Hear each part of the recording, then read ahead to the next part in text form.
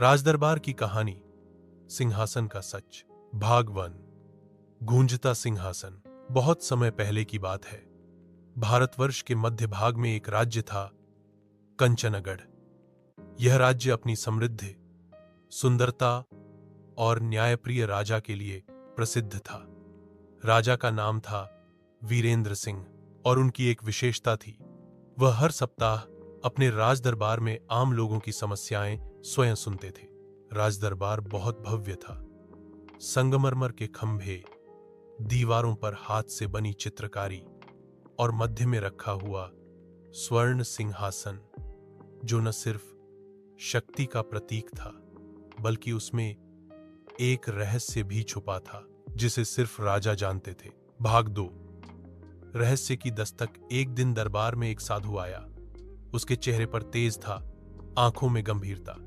साधु बोला, राजन, तुम्हारा सिंहासन बोलता है, क्या तुमने उसकी आवाज सुनी है? राजा चौंका, पर खुद को संयमित रखा। साधु महाराज, आप किस बात की कर रहे हैं? यह सिंहासन तो केवल सोने का बना हुआ एक आसन है। साधु मुस्कराया, नहीं राजन, ये वही सिंहासन है जिस पर राजा हरिश्चंद्र, राजा विक्रमादित्य जैसे न्यायप्रिय शासक बैठे थे। ये सिंहासन केवल उसी को स्वीकारता है जो सच्चा, निष्पक्ष और वीर हो। राजा वीरेंद्र सिंह ने साधु की बात को गंभीरता से लिया, पर तब तक सिंहासन मौन था। भाग 3। राजकुमार युवराज अर्जुन। राजा का पुत्र युवराज अर्जुन बहुत साहसी और चतुर था, पर थोड़ा घमंडी भी। उसे लगता था कि वह पिता से अधिक योग्य है। साधु की बात सुनकर वह भी उत्सुक हो गया। अगर ये सिंहासन बोलता है तो क्यों न मैं इस पर बैठूं और इसके रहस्य को जानूं। एक रात अर्जुन चोरी छिपे दरबार में गया और सिंहासन पर बैठ गया। पर जैसे ही वह बैठा, सिंहासन से एक गूंजती आवाज आई, तू अब तक स्वयं को पहचान नहीं सका, पहले सेवा कर, फिर अधिकार मांग। अर्जुन डरकर उठ गया और सुबह होते ही साधु से मिलने पहुंचा। भाग 4। परिवर्तन की शुरुआत। साधु ने अर्जुन को एक कठिन कार्य सौंपा। तू 1 वर्ष के लिए अपना नाम, रुतबा और राजपाट छोड़कर आम नागरिक की तरह जीवन जी। यदि तब भी तुझमें साहस, करुणा और न्याय भाव बचा हो तो सिंहासन तुझे स्वीकार करेगा। राजा वीरेंद्र सिंह ने यह सुना तो पहले थोड़ी चिंता हुई, पर फिर उन्होंने बेटे को अनुमति दे दी। अर्जुन ने भेष बदला और एक नया नाम रखा, अर्जन। वह अब एक आम युवक की तरह गांव गांव जाकर लोगों की मदद करने लगा। किसी के खेत में हल चलाता, किसी के घर में पढ़ाई करवाता, तो कभी बीमारों की सेवा करता। भाग 5।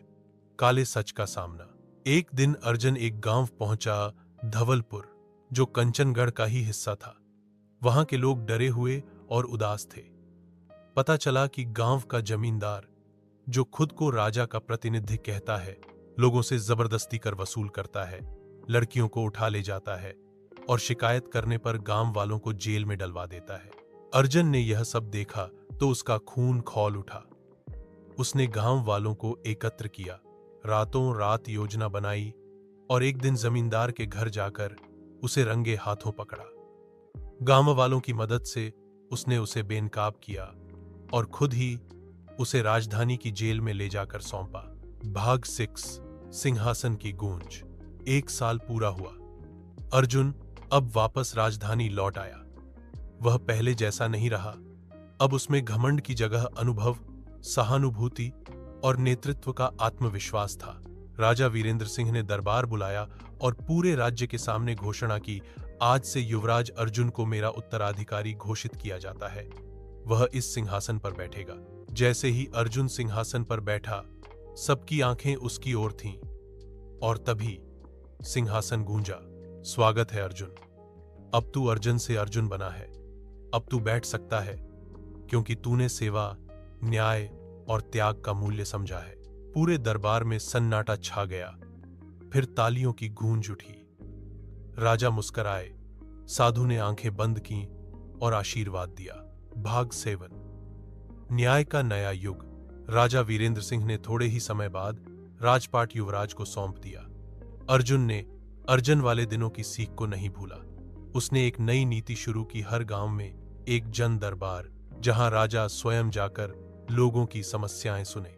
कंचनगढ़ अब सिर्फ समृद्ध नहीं बल्कि सबसे न्यायप्रिय राज्य कहलाने लगा। वह सिंहासन अब भी गूंजता था। जब भी कोई राजा गलत राह पर जाता वह चेतावनी देता। पर अब अर्जुन ने वह मार्ग अपनाया था जो उसके पूर्वजों का मार्ग था। भाग 8। अंतिम संदेश। साधु कुछ समय बाद कंचनगढ़ छोड़कर हिमालय की ओर चला गया, पर जाने से पहले वह एक वाक्य लिख गया। राजा वही जो प्रजा को न भूल जाए और सिंहासन वही जो न्याय की नींव पर टिका हो। समाप्त। सीख। नेतृत्व अधिकार नहीं, जिम्मेदारी है।